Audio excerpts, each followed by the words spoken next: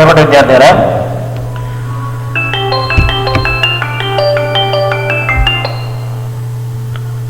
ഒമ്പതാം ക്ലാസ്സിലെ ബയോളജിയിലെ 2ാം അധ്യായത്തിലേക്ക് വീണ്ടും സ്വാഗതം. നമുക്കിന്ന് ചർച്ച ചെയ്യാനുള്ളത് കഴിഞ്ഞ ക്ലാസ്സിൽ ചർച്ച ചെയ്തതിന്റെ ബാക്കിയുള്ള ഭാഗമാണ്. അതായത്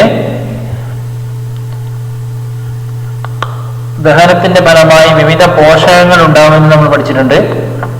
ആ പോഷകങ്ങള് ധാന്യകം ഗ്ലൂക്കോസായും പ്രോട്ടീൻ അമിനോ ആസിഡുകളായും കൊഴുപ്പ് ഫാറ്റി ആസിഡും ഗ്ലിസറോളുമായും മാറ്റപ്പെടുന്നത്. ഇത് ചെറുകുടൽ വെച്ചാണ് നടക്കുന്നത്.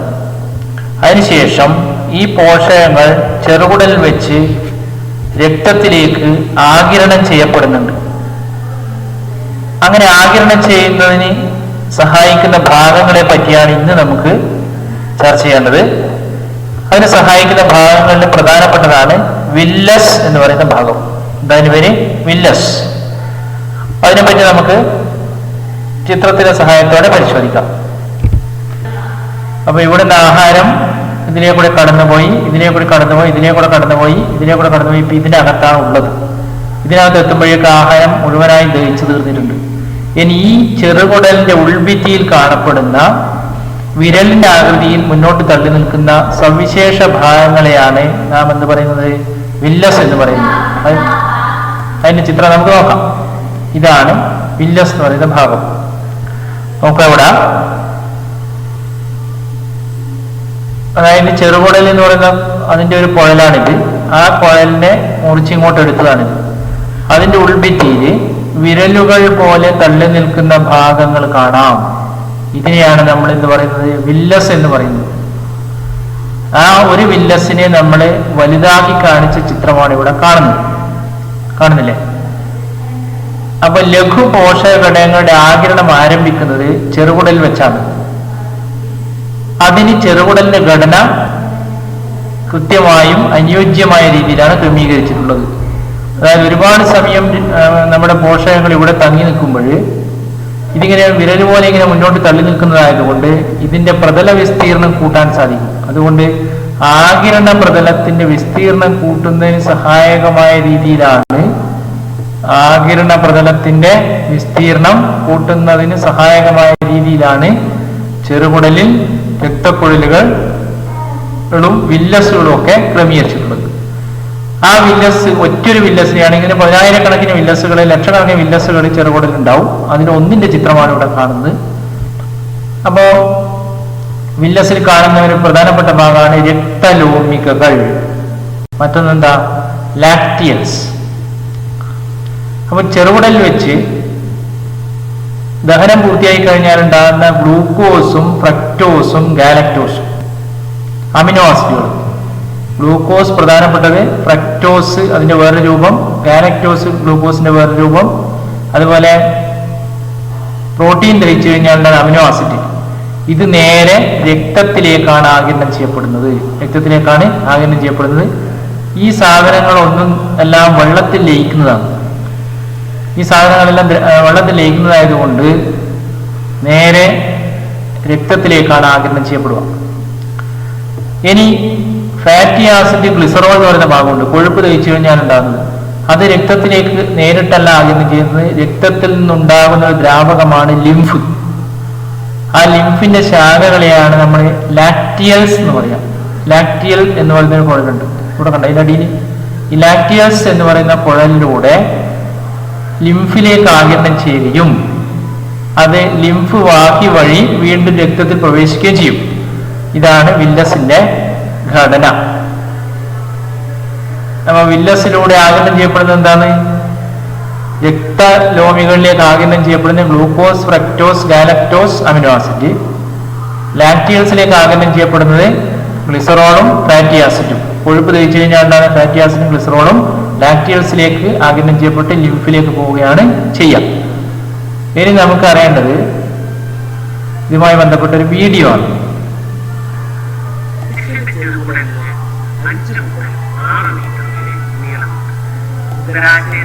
അനേകം മടക്കുകളായി ചുറ്റി വളഞ്ഞാണ് ചെറുകുടൽ കാണപ്പെടുന്നത്. തന്മൂലം ചെറുകുടലിലൂടെ ആഹാരം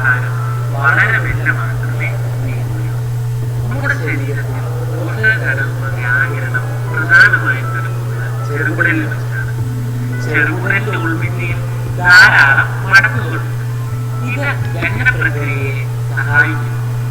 ചെറുകുടലിന്റെ ഭിത്തിയിൽ കാണുന്ന സൂക്ഷ്മങ്ങളായ വിരലുകൾ പോലെയുള്ള ഭാഗങ്ങളാണ് വില്ലസുകൾ. വില്ലസുകളുടെ ഘടന പോഷകങ്ങളുടെ ആകിരണത്തിന് യോജിച്ചതാണ്. വില്ലസുകൾ ചെറുകുടലിനകത്തെ പോഷക ആകിരണത്തിനുള്ള പ്രതല വിസ്തീർണം അനേകം മടങ്ങ് വർദ്ധിപ്പിക്കുന്നു. വില്ലസുകൾ ഒറ്റ നിര കോശങ്ങളാൽ ആവരണം ചെയ്യപ്പെട്ടിരിക്കുന്നു. ഇതുമൂലം പോഷക ഘടകങ്ങൾ നേരിട്ട് വളരെ എളുപ്പത്തിൽ ലോമികകളിലേക്ക് ആകിരണം ചെയ്യപ്പെടുന്നു. വില്ലസുകളിൽ ലിംഫ് ലോമികകളായ ലാക്റ്റിയൽ മധ്യഭാഗത്തായി കാണുന്നു. ഈ ലാക്റ്റിയലുകളെ പൊതിഞ്ഞ് രക്തലോമികകൾ കാണപ്പെടുന്നു. വില്ലസിലെ രക്തലോമികകളിലേക്ക് ഗ്ലൂക്കോസും ഫ്രക്ടോസും ഗ്യാലക്ടോസും അമിനോ ആസിഡും ആകിരണം ചെയ്യുന്നു. ലിംഫ് ലോമികകളായ ലാക്റ്റിയലിലേക്ക് ഫാറ്റി ആസിഡും ഗ്ലിസറോളും ആകിരണം ചെയ്യപ്പെടുന്നു. പോഷക ഘടകങ്ങളുടെയും ഏകദേശം 90% ജലത്തിന്റെയും ആകിരണം നടക്കുന്നത് വില്ലസുകളിലൂടെയാണ്. അപ്പൊ വില്ലസിന്റെ ഘടന നമ്മൾ മനസ്സിലാക്കിയിട്ടുണ്ടാവും, അതിന്റെ ആകിരണവും മനസ്സിലാക്കിയിട്ടുണ്ട്. ഇനി നമുക്ക് അറിയേണ്ടത് ഒരു സംഗതി ഇതാണ്. ചെറുകുടലിന്റെ ഭിത്തിയിൽ കാണുന്ന സൂക്ഷ്മങ്ങളായ വിരലുകൾ പോലെയുള്ള ഭാഗങ്ങളാണ് വില്ലസുകൾ.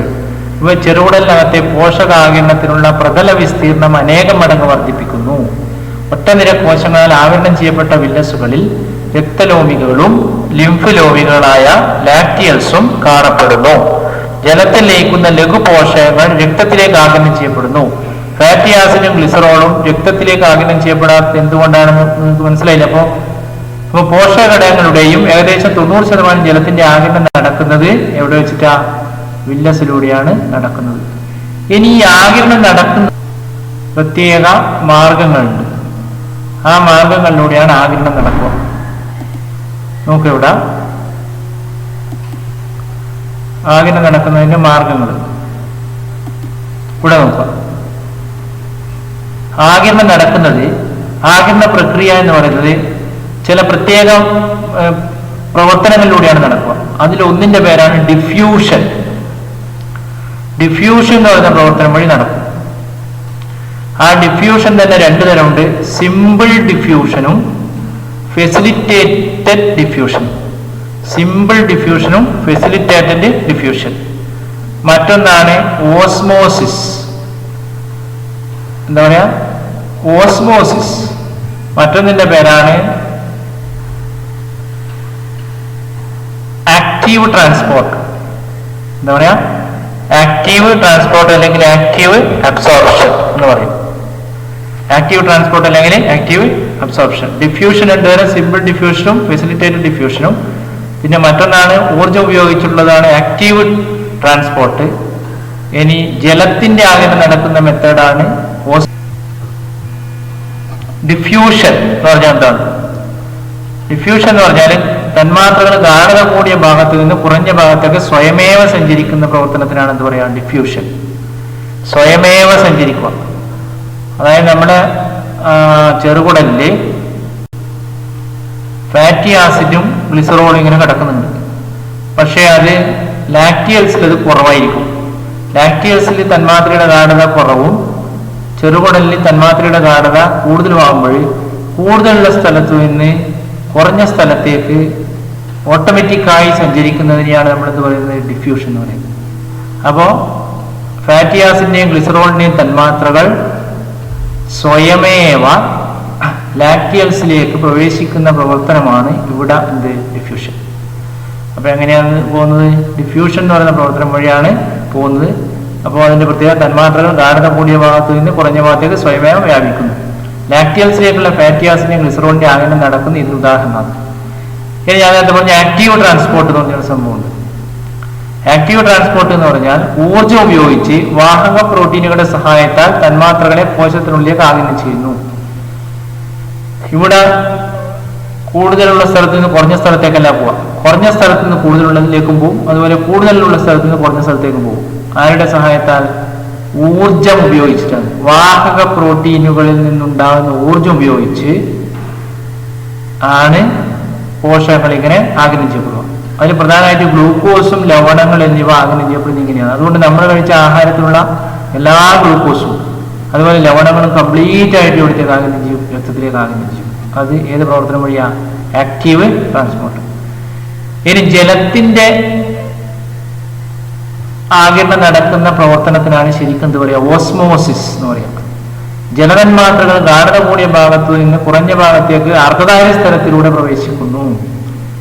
അതായത് ചെറുകുടലിന്റെ ഭിത്തിയിലുള്ള കോശങ്ങളിലേക്ക് ചെറുകുടലിൽ ധാരാളം വെള്ളം ഇങ്ങനെ നമ്മൾ കുടിക്കുമ്പോൾ അവിടെ ഉണ്ടാകുമ്പോൾ ആ വെള്ളത്തിന്റെ ഗാഢത ചെറുകുടലിൽ കൂടുതലായിരിക്കും. അവിടുന്ന് സ്വയമേവ ഗാഢത കൂടിയ സ്ഥലത്ത് നിന്ന് അർദ്ധധാര്യ സ്ഥലത്തിലൂടെയാണ് പോവുക. അർദ്ധധാര്യ സ്ഥലം എന്ന് പറഞ്ഞാൽ എന്താ? ചെറുകുടലിന്റെ ഉൾഭിത്തിയിലുള്ള കോശങ്ങളുടെ കാര്യതയാണ് അർദ്ധധാര്യ സ്ഥലം എന്ന് പറയാം. അതായത് പകുതി പദാർത്ഥങ്ങൾ മാത്രമേ അത് കടത്തി വിടുകയുള്ളൂ. അതിനെയാണ് നമ്മൾ എന്ത് പറയുന്നത്? ഓസ്മോസിസ് എന്ന് പറയാം. ചെറുകുടലിലെയും വൻകുടലിലെയും ജലത്തിന്റെ ആഗിരണം നടക്കുന്നത് ഏത് ഉദാഹരണ? ഓസ്മോസിന് ഉദാഹരണം. ഇനിയാണ് ഫെസിലിറ്റേറ്റഡ് ഡിഫ്യൂഷൻ. നമ്മൾ ഡിഫ്യൂഷൻ രണ്ടുപേരുണ്ട്. അതിൽ ഒന്നാണ് ഇത് ഫെസിലിറ്റേറ്റീവ് ഡിഫ്യൂഷൻ. ഇത് സിമ്പിൾ ഡിഫ്യൂഷനാണ്. കോശസ്തരത്തിലെ പ്രോട്ടീൻ തന്മാത്രകളുടെ സഹായത്താൽ നടക്കുന്ന ഡിഫ്യൂഷൻ. കോശസ്തരത്തിലെ പ്രോട്ടീൻ തന്മാത്രകളുടെ സഹായത്താൽ നടക്കുന്ന ഡിഫ്യൂഷൻ. ഇവിടെയും കൂടിയ സ്ഥലത്ത് നിന്ന് കുറഞ്ഞ സ്ഥലത്തേക്ക് പോകുള്ളൂ. അതുകൊണ്ടാണ് അതിനെ ഡിഫ്യൂഷൻ എന്ന് പറയാൻ കാരണം. രക്തലോമികളിലേക്കുള്ള ഗ്ലൂക്കോസ്, ഫ്രക്ടോസ്, ഗാലക്ടോസ് എന്നിവയുടെ അമിനോ ആസിഡിന്റെ ആഗിരണം നടക്കുന്നത് ഫെസിലിറ്റേറ്റഡ് ഡിഫ്യൂഷൻ ഉദാഹരണമാണ്. ഇങ്ങനെ 4 പ്രവർത്തനം വഴിയാണ് ചെറുകുടലിൽ നിന്ന് പോഷകങ്ങൾ രക്തത്തിലേക്കും ലാക്റ്റിയൽസിലേക്കും ആഗിരണം ചെയ്യപ്പെടുന്നത്. അതിനനുയോജ്യമായ പ്രതലമാണ് എവിടെയുള്ളത്? വില്ലസിന്റെ പ്രതലമായിട്ടുള്ളത്. ഇതാണ് അതിനെപ്പറ്റി നമുക്ക് പഠിക്കാനുള്ളത്. ഇനി അടുത്തത് നമുക്ക് പഠിക്കാനുള്ളതെന്ന് വെച്ചാൽ ഇത്രയും നേരം നമ്മൾ മനസ്സിലാക്കിയത് പിന്നെ തന്മാത്രകൾ ആഗിരണം ചെയ്യപ്പെടുന്ന വിധമാണ് നമ്മൾ പഠിച്ചത്. ഇനി ഇങ്ങനെ ചെറുകുടലിൽ നിന്ന് ദഹനം ഏതാണ്ട് പൂർത്തിയാവും. അതിനുശേഷം അവശേഷിക്കുന്ന ദഹനാവശിഷ്ടങ്ങളും അതുപോലെ ലവണങ്ങളും ജലവും എവിടത്തേക്ക് പ്രവേശിക്കും? വൻകുടലിലേക്ക് പ്രവേശിക്കും. വൻകുടലിന്റെ ഭിത്തിയിൽ ജീവിക്കുന്ന ചില ബാക്ടീരിയകളുണ്ട്. ആ ബാക്ടീരിയകൾ വിറ്റാമിൻ കെ ഉൽപ്പാദിപ്പിക്കുന്നുണ്ട്.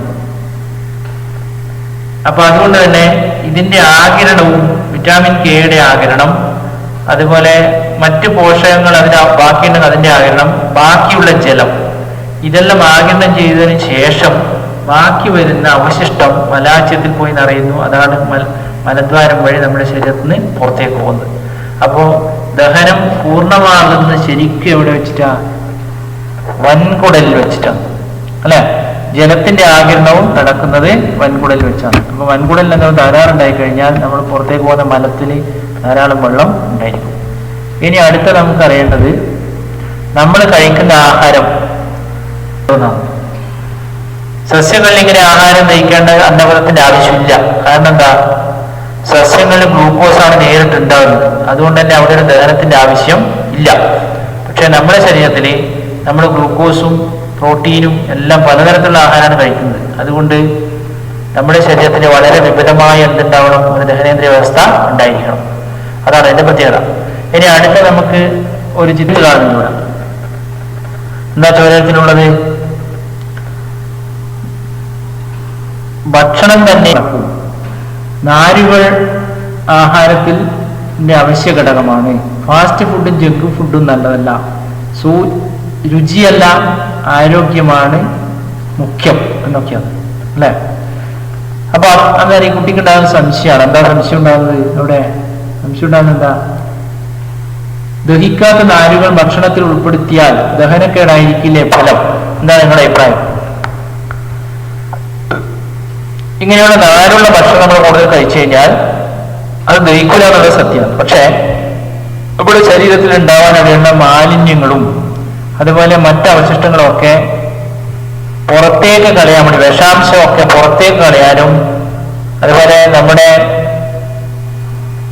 വിസർജനം സുഗമമാക്കാനും, അതായത് മലത്തിന്റെ വിസർജനം സുഗമമാക്കാനും നാരുള്ള ഭക്ഷണം കഴിക്കുന്നത് വളരെ അത്യാവശ്യമാണ്.